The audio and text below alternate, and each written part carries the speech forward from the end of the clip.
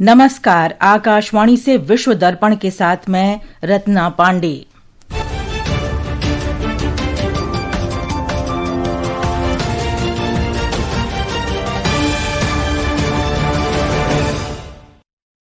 मुख्य समाचार। अमेरिका ने संयुक्त राष्ट्र निकायों और अंतर्राष्ट्रीय सौर गठबंधन सहित 60 से अधिक वैश्विक संगठनों से अपनी सदस्यता वापस ली।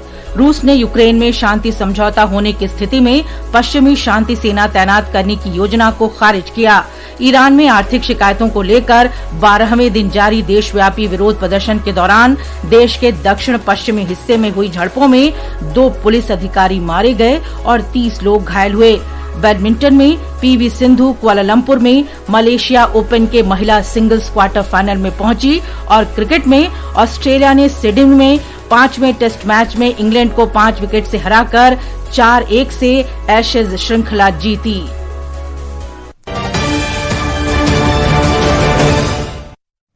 और अब समाचार विस्तार से। अमेरिका ने संयुक्त राष्ट्र निकायों और भारत फ्रांस के नेतृत्व वाले अंतर्राष्ट्रीय सौर गठबंधन सहित 60 से अधिक वैश्विक संगठनों से अपनी सदस्यता वापस ले ली है।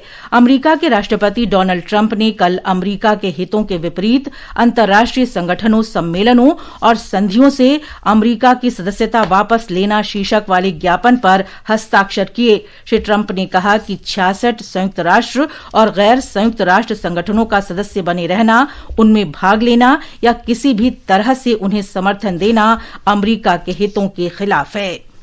अमेरिका में भारत के राजदूत विनय मोहन क्वात्रा ने पिछले वर्ष अप्रैल में जम्मू कश्मीर के पहलगाम में हुए आतंकवादी हमले के बाद भारत के आतंकरोधी प्रयासों के प्रति एकजुटता दिखाने के लिए अमेरिकी प्रतिनिधि सभा के 56वें अध्यक्ष माइक जॉनसन का आभार व्यक्त किया है। श्री क्वात्रा ने कैपिटल हिल में अध्यक्ष माइक जॉनसन से मुलाकात की और भारत अमेरिका द्विपक्षीय संबंधों को और अधिक मजबूत करने के उद्देश्य से कई मुद्दों पर चर्चा की। दक्षिण अफ्रीका की राजधानी प्रिटोरिया में अमरीकी दूतावास के बाहर आए लोगों के एक समूह ने वेनेजुएला में अमरीकी हस्तक्षेप और पूर्व राष्ट्रपति निकोलस मादुरो की गिरफ्तारी के विरोध में प्रदर्शन किया। इस प्रदर्शन का नेतृत्व दक्षिण अफ्रीकी कम्युनिस्ट पार्टी के सदस्यों ने किया, जो अफ्रीकी नेशनल कांग्रेस की सहयोगी पार्टी है। इस पार्टी ने अमरीका के राष्ट्रपति डोनाल्ड ट्रंप के कार्यों की निंदा की है और मादुरो की तत्काल रिहाई की मांग की है। वेनेजुएला की अंतरिम राष्ट्रपति डेल्सी रोड्रिग्ज ने कहा है कि अमेरिका के साथ संबंधों पर अभूतपूर्व दाग लग गया है। उन्होंने कहा कि वेनेजुएला सभी महाद्वीपों के बड़े बाजारों से जुड़कर विविध आर्थिक रणनीति जारी रखेगा। सरकारी टेलीविजन पर सीधे प्रसारण में अंतरिम राष्ट्रपति ने कहा कि अमेरिका ने वेनेजुएला के प्रति बहिष्कार की नीति अपनाई है। उन्होंने कहा कि दोनों देशों के बीच आर्थिक और व्यापारिक संबंध न तो असामान्य हैं और न ही असंतुलित हैं। उन्होंने कहा कि वेनेजुएला द्वारा 8 देशों को किए जाने वाले 71% निर्यात में से 25% अमेरिका को होता है। रूस ने यूक्रेन में शांति समझौता होने की स्थिति में पश्चिमी शांति सेना तैनात करने की योजना को खारिज कर दिया है। रूस के विदेश मंत्रालय की प्रवक्ता मारिया ज़खारोवा ने कहा कि रूस ने यूक्रेन में नाटो सेना भेजने का बार बार विरोध किया है। उन्होंने इन प्रस्तावों को खतरनाक और विनाशकारी बताया। इससे पहले ब्रिटेन और फ्रांस ने युद्ध विराम होने पर यूक्रेन में सेना तैनात करने के प्रस्ताव की घोषणा पर हस्ताक्षर किए थे। एक रिपोर्ट। रूसी सेना के रात में किए गए हमलों के बाद यूक्रेन के निप्रोपेट्रोवस्क क्षेत्र में 10 लाख से अधिक लोग पानी की कमी और बिजली आपूर्ति बाधित होने का सामना कर रहे हैं। यूक्रेन सरकार ने कहा कि निप्रोपेट्रोवस्क और जापोरिजिया में बिजली नहीं है और महत्वपूर्ण बुनियादी केंद्र रिजर्व बिजली पर चल रहे हैं। यूक्रेन की वायुसेना ने कहा है कि रूस ने 97 ड्रोन से हमला किया, जिनमें से 70 को वायु रक्षा प्रणाली ने मार गिराया। इस बीच यूक्रेन के राष्ट्रपति वोलोदिमीर जेलेंस्की ने कहा है कि रूस के साथ युद्ध इस साल के मध्य तक समाप्त हो सकता है। साइप्रस में उन्होंने अपने सहयोगियों से रूस पर कड़े प्रतिबंध लगाकर दबाव बढ़ाने का आग्रह किया। विश्व दर्पण के लिए प्रशांत कुमार।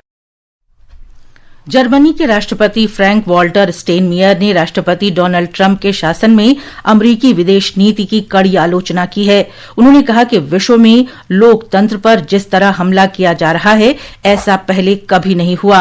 विशेषज्ञों के अनुसार उनकी ये टिप्पणी मुख्य रूप से वेनेजुएला के राष्ट्रपति निकोलस मादुरो को हटाने जैसी हाल की घटना के संदर्भ में है।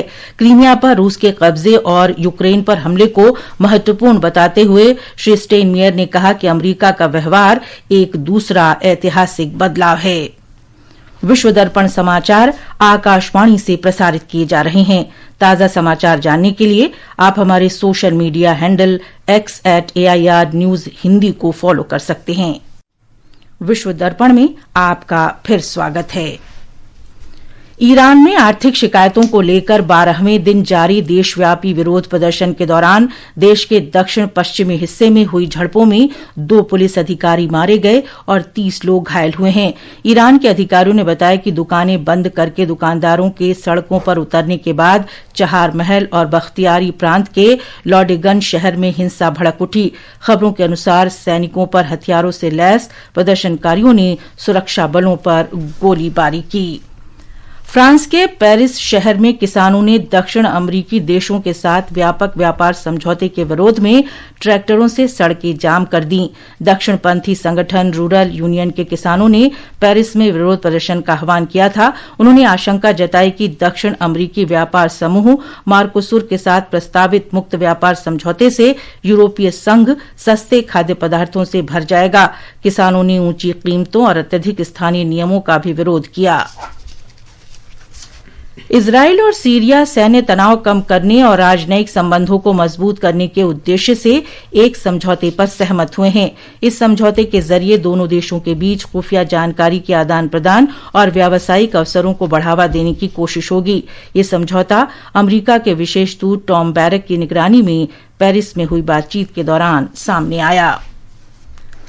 सेना प्रमुख जनरल उपेंद्र द्विवेदी ने श्रीलंका की यात्रा के पहले दिन उच्च स्तरीय वार्ता की। उन्होंने श्रीलंका के राजनीतिक और सैन्य नेतृत्व से बातचीत की। हमारे संवाददाता ने बताया है कि इस दौरान उन्होंने आपसी रक्षा सहयोग के साथ क्षेत्रीय सुरक्षा, पेशेवर सैन्य आदान प्रदान और श्रीलंकाई सेना को ठोस समर्थन देने पर चर्चा की। भारत के army chief general Upendra Dwivedi ने देश बनाने में सेना की अहम भूमिका पर जोर दिया और श्रीलंका के defence services command and staff college में भाषण देते हुए मॉडर्न मिलिट्री ऑपरेशंस में खास और नई टेक्नोलॉजी को शामिल करने की बात कही। कोलंबो में अपने कार्यक्रमों के दौरान भारतीय आर्मी चीफ ने श्रीलंका के डिप्टी मिनिस्टर ऑफ डिफेंस और डिफेंस सेक्रेटरी के साथ बातचीत की, जिसमें दोनों देशों के बीच डिफेंस कॉपरेशन, मानवीय सहायता और आपदा राहत सहयोग बढ़ाने के साथ साथ रीजनल सिक्योरिटी पर भी फोकस किया गया। जनरल द्विवेदी ने श्रीलंका के आर्मी कमांडर के साथ भी मुलाकात की और मिलिट्री गाड़ियां, एम्बुलेंस और ट्रेनिंग सिमुलेटर सौंपे, जिससे भारत श्रीलंका डिफेंस पार्टनरशिप में और मजबूती देखी जा सकती है।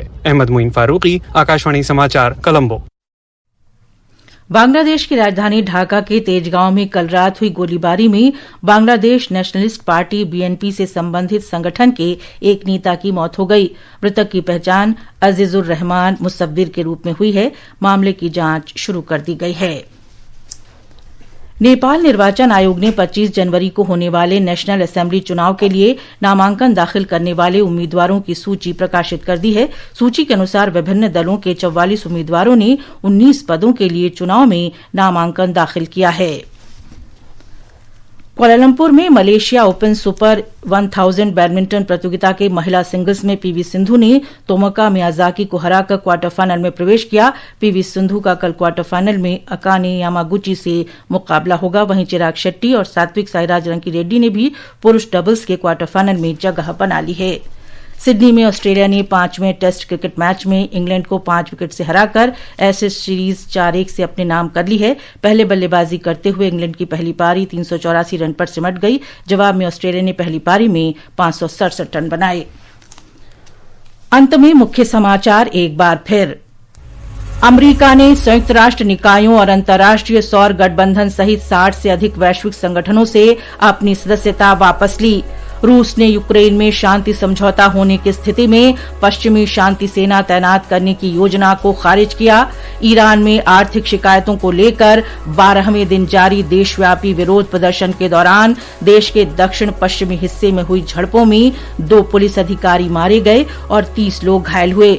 बैडमिंटन में पीवी सिंधु कुआलालंपुर में मलेशिया ओपन के महिला सिंगल्स क्वार्टर फाइनल में पहुंची और क्रिकेट में ऑस्ट्रेलिया ने सिडनी में 5वें टेस्ट मैच में इंग्लैंड को 5 विकेट से हराकर 4-1 से एशेज श्रृंखला जीती। इसके साथ ही विश्व दर्पण का ये अंक समाप्त हुआ। नमस्कार।